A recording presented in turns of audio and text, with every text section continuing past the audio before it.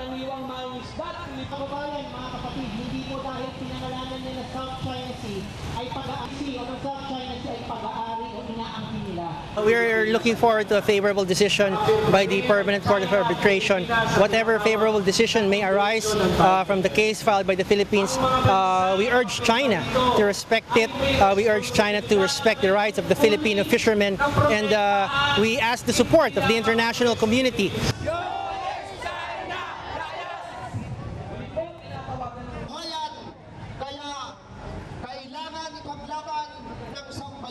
Gusto po talaga ng mga isda, ng Zambales, is may balik yung dating pangingisda namin doon para yung pamilya namin, magkakaroon naman ng magandang buhay, makakapagpaaral kami, ng anak na college, gano'n.